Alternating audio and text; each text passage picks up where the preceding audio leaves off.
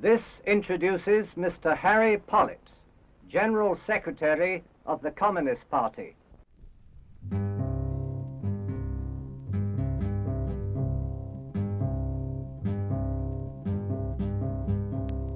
Harry was a worker, one of Lenin's lads. He was foully murdered by counter-revolutionary cats. By counter-revolutionary cats, counter-revolutionary cats. He was foully murdered by counter-revolutionary cats.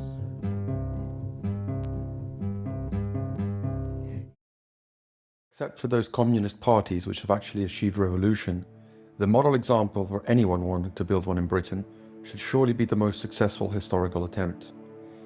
In 1920, there were two key issues preventing the different Marxist organizations in Britain from uniting in a single communist party: the participation in bourgeois elections and the relationship to the Labour Party, a new, nominally socialist and working class organization formed out of the trade unions. If unity were to be achieved, these two disagreements would have to be resolved, so Lenin intervened in the debate in his essay Left-Wing Communism and Infantile Disorder. You must not sink to the level of the masses, to the level of the backward strata of the class. That is incontestable. You must tell them the bitter truth. You are duty-bound to call their bourgeois democratic and parliamentary prejudices what they are: prejudices. But, at the same time, you must soberly follow the actual state of the class consciousness and preparedness of the entire class, not only of its communist vanguard, and of all the working people, not only of their advanced elements. Whilst you lack the strength to do away with bourgeois parliaments and every other type of reactionary institution, you must work within them, because it is there that you will still find workers who are duped by the priests and stultified by the conditions of rural life. Otherwise, you risk turning into nothing but windbags. And on the Labour Party, he writes in detail, the Communist Party should propose the following compromise election agreement to the Hendersons and Snowdens. Let us jointly fight against the alliance between Lloyd George and the Conservatives. Let us share parliamentary seats in proportion to the number of workers' votes polled for the Labour Party and for the Communist Party, not in elections, but in a special ballot. And let us retain complete freedom of agitation, propaganda, and political activity. If the Hendersons and the Snowdens accept a block on these terms, we shall be the gainers, because the number of parliamentary seats is of no importance to us. We are not out for seats. If the Hendersons and the Snowdens reject a block with the Communists, the latter will immediately gain by winning the sympathy of the masses and discrediting the Hendersons and Snowdens. Here, Lenin draws lines between three separate political tendencies in Britain. On the right, the opportunist Labourites and Social Democrats, who supported the parliamentary road to socialism rather than a revolutionary transition to a dictatorship of the proletariat. These were bourgeois socialists perfectly at home within the Labour Party itself. In the case of the reformists, engagement with capitalist structures went far beyond a revolutionary tactic, and instead became a counter-revolutionary strategy. On the left were the purists who viewed any participation in parliamentary elections or any engagement with the Labour Party as a betrayal of the working class. By refusing to engage with capitalist structures and with the working class at the level of consciousness that they currently possessed, even on a tactical level, these dogmatic ultra-leftists consigned themselves to the politics of irrelevant sects. In Lenin's words, they were nothing but windbags, and in the centre, the Leninist position, to engage with the Labour Party and the bourgeois parliament as a means to an end, so that communists could root themselves among the mass of the workers and expose these capitalist structures for what they were. But this was only in the early stages of the Labour Party, when it was the most influential political organisation among the British working class, and some engagement was necessary, although betrayal did not take long. The 1926 general strike was one of the largest and most coordinated attacks against British capitalism which the British proletariat had ever achieved, and it was then that the Labour Party made its role clear. As a capitalist party, whose role it was to crush the trade union militancy and redirect class-conscious workers from organising a successful socialist uprising to the dead-end, peaceful and parliamentary road. Following this, the CPGB introduced its first political programme in 1929. Class Against Class described its strategy as follows. Basing itself, therefore, on the interests of the working class and the oppressed toilers, the Communist Party is not a mere parliamentary party, but the leader of the workers in the class war in all its forms, whether it manifests itself in strikes, elections, demonstrations or other forms. recognizing that the working class can only conquer capitalism and become the ruling class by the creation of its own instruments of power, i.e., workers' councils, composed of delegates from the factories and the mass organizations of the workers, and the impossibility of the working class capturing and utilizing the capitalist state apparatus for the exercise of its own class power for the building of socialism. It participates in elections, in parliamentary action, in all forms of political activity as the means to the preparation of the working class for the act of imposing its will. Prior to the formation of the Labour government in 1924, the Communist Party, although the leaders of the Labour Party were as treacherous then as now, advised the working class to push the Labour Party into power, whilst sharply criticising and exposing the leaders of the Labour Party. Today, this policy is no longer possible for the following reasons. The situation of 1929 is entirely different from that of years prior to the general strike, and the Labour government of 1924. In the years immediately after the war, the Labour Party, in spite of its anti-working class leaders, was forced by the pressure of the workers into action against the Tories and the Liberals. So although the CPGB originally supported engaging with the Labour Party internally, attempting to force the leadership to adopt pro-worker positions, for example, in defense of the Soviet Union, it was understood that this was no longer possible after the 1924 Labour government and its betrayal of workers during the general strike. In 1935, the CPGB then realized its second program for Soviet Britain. This program developed the class against class line further, but for the era of the United Front against fascism. It continued to support the revolutionary transition to socialism and opposition to the Labour Party as a capitalist institution, while urging Labour Party members to defect to the Communists as a necessary step to oppose fascism and war. It was under this program that the CPGB reached its peak, 56,000 members fighting for a revolutionary uprising at the heart of imperialism. Its practice of revolutionary parliamentarianism also gave it an edge in the electoral arena, creating a clear divide with the liberal and reformist parties vying for influence. In the 1945 general election, the CPGB stood 21 candidates and gained about 100,000 votes, the highest number of votes per candidate for a socialist and anti-imperialist party in British electoral history. Please do not forget, vote communist. But this all changed with the party's next program in 1951, where for Soviet Britain stated explicitly that the Communist Party declares it is not possible to end capitalism and establish socialism in Britain by the election of a majority in the House of Commons. The British road to socialism was undoubtedly reformist, claiming that an alliance of progressive class forces was fully capable of returning a majority to the parliament, which represents the interests of all working people. With this line, the CPGB broke with Leninism, broke with the Marxist theory of the dictatorship of the proletariat, which was no longer mentioned, and embraced the opportunist Taylism and reformist socialism, which Marx and Lenin had fought so hard to discredit. By centering a strategy for achieving power around securing a parliamentary majority led by Labour Social Democrats, any significant difference between Labourite socialists and Marxist communists was eradicated, opening the door to class collaboration at the expense of the working class and for a mass infiltration of the party by liberals. Soon enough, Eurocommunism emerged in the party. This was a new anti-communist tendency rooted among students and middle-class intellectuals, which embraced liberal anti-authoritarianism and anti-Sovietism, while class politics became replaced by environmental concerns and identity politics. This developed into open factionalism in the 1970s and 80s, although Marxist-Leninists had already become a minority within the party in the preceding years. The two largest factions were therefore the anti-Soviet Eurocommunists, who gather around Marxism Today with Martin Jacques as editor, and the reformist Khrushchevites, who gathered around the Morning Star, eventually splitting from the organization and refounding various successor groups, including the Communist Party of Britain in 1989. Meanwhile, the open rejection of Marxism could only lead to a rejection of the need for a Communist Party in the first place, and it was the CPGB's last General Secretary, Nina Temple, who delivered this final blow in 1991. We must recognize that the era of communist parties is at an end. Our own party cannot be revived by nostalgia, discredited ideologies, rosy views of history, or unaccountable command structures. The Communist Party of Britain carried over the British road to socialism strategy, specifically the 1978 edition of the program, by splitting with Eurocommunist elements, but deliberately bringing with them the rot which gave rise to them in the first place. The CPB condemns itself to the same fate as its predecessor. A political party is the manifestation of a specific class fighting for its interests, but it looks as though no class is interested in rescuing the CPB from collapse.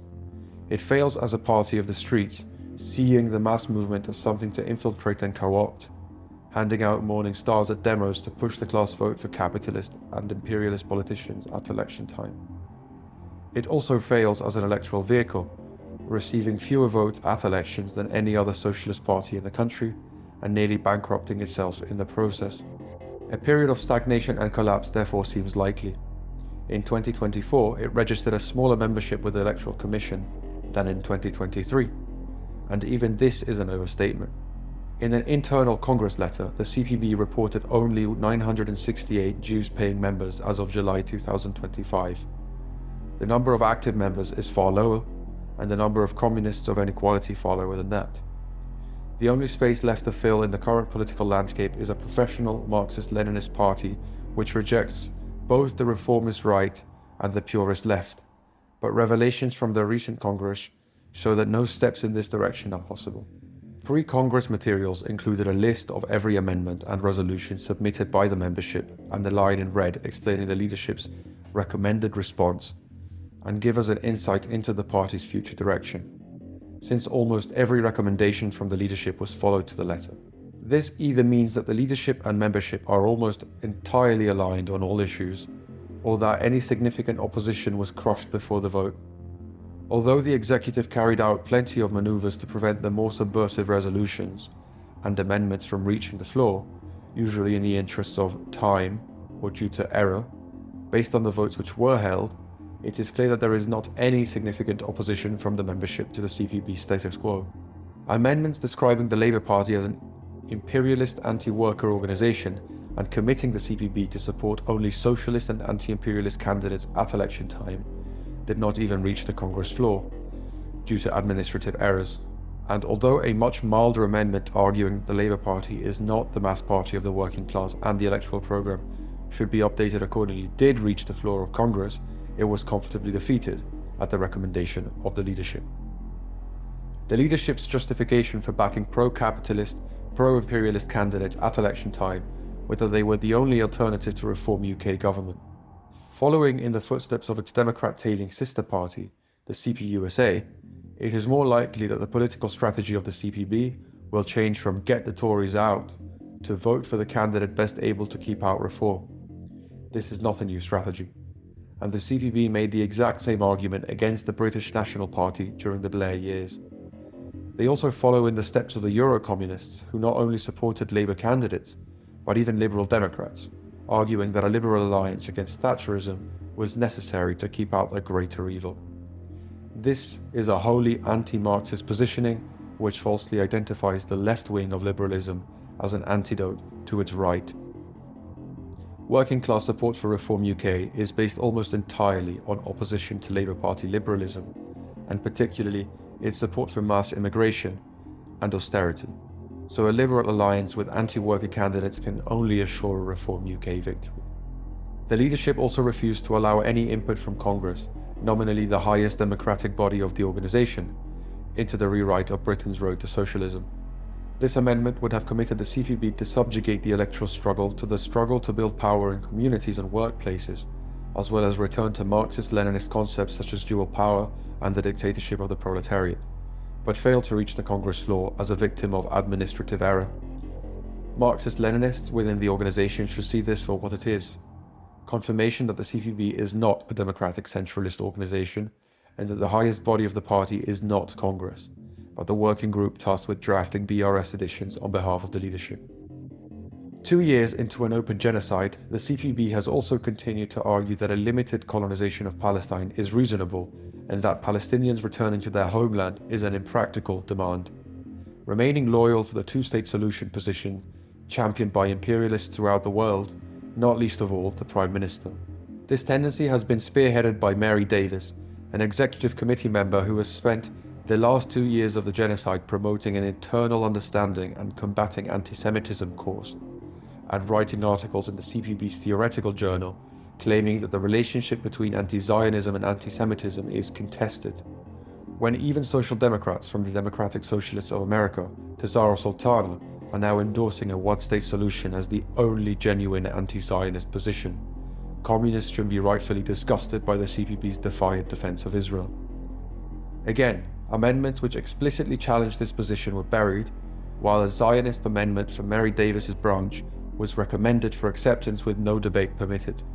Discussions on the Palestine question were also introduced by an international delegate from the Communist Party of Israel, who spoke passionately in favor of the Zionist occupation at the behest of the CPB leadership. It is clear that an entrenched leadership faction make Marxist-Leninist advance within the organization impossible. One attempted challenge in favor of cutting the bloated executive down from 32 members, a move which would have theoretically given more strength to a Marxist-Leninist opposition, was comfortably defeated. Indeed, after deliberations, the bureaucracy was expanded even further, to 33. Most Marxist-Leninists running for the leadership were also excluded from the recommended list, or in the case of one member, undemocratically suspended to prevent them from running. Formally, the leadership offered to listen to arguments in favor of including or removing nominees from this list, but in practice, all deputations were ignored. But the leadership, many of whom are in their 70s, are well aware they will not live forever. They have therefore begun the necessary work of handpicking their successors. A quarter of the executive committee were replaced at this Congress, all directly chosen via the recommended list.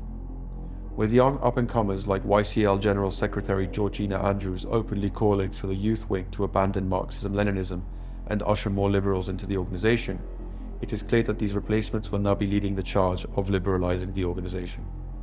It is clear from this Congress that the politics of the CPB have not changed and are in no position to change in the future. This, despite the noises about change made in the Morning Star, despite Robert Griffiths being replaced with a hand-picked successor, and despite some embarrassing rebranding efforts under a new hammer and sickle designed by Eric Gill, a notable sexual deviant known for his incestuous relationships with his sisters and for bestiality against his pet dog. If a Marxist struggle were to be successful in the CPB, the leadership would need to be seized, most of the membership purged, reformist and revisionist structures dismantled, and re-established on revolutionary and democratic principles, and of course, Britain's road to socialism scrapped and the revolutionary program implemented in its place. The majority of the organization would not support these changes, and as Stalin explains in the Foundations of Leninism, ridding a party of opportunism is not just a process of education or intellectual critique. The theory of defeating opportunist elements by the ideological struggle within the party, the theory of overcoming these elements within the confines of a single party, is a rotten and dangerous theory, which threatens to condemn the party to paralysis and chronic infirmity, threatens to leave the party a prey to opportunism, threatens to leave the proletariat without a revolutionary party, threatens to deprive the proletariat of its main weapon in the fight against imperialism. Proletarian parties develop and become strong by purging themselves. But a purge would require control of the leadership, which would take a Herculean effort and factional struggle. The party's finances are in a desperate state, and vampire-like, it mainly survives on donations from comrades who have died. A recent £300,000 donation may keep the party pottering on for a few more years, but no forces can be mustered to prevent collapse before this happens, especially when the party's failed election campaigns cost around £50,000 a pop. Meanwhile, it would take only a small cadre of disciplined Marxist-Leninists united by a keen awareness of the failures of the existing organizations to quickly outcompete a legacy organization that has become corrupt to the core with liberal rot. Of course, skepticism over splitting and founding a new organization is natural. Nobody wants to resign themselves to an irrelevant sect because of pointless internal feuds. The correct approach is to identify which contradictions are antagonistic and which are not, and to promote non-sectarianism and unity wherever possible. In the words of Lenin, there can and must be unity among all consistent Marxists, among all those who stand for the entire Marxist body and for the uncurtailed slogans, independently of the liquidators and apart from them.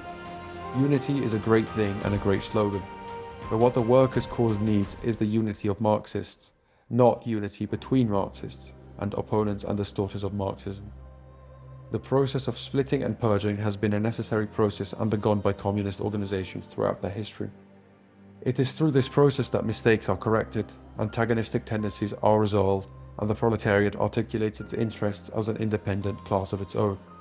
The formation of the CPGB followed a similar process, and the formation of a British Communist Party for the 21st century will as well.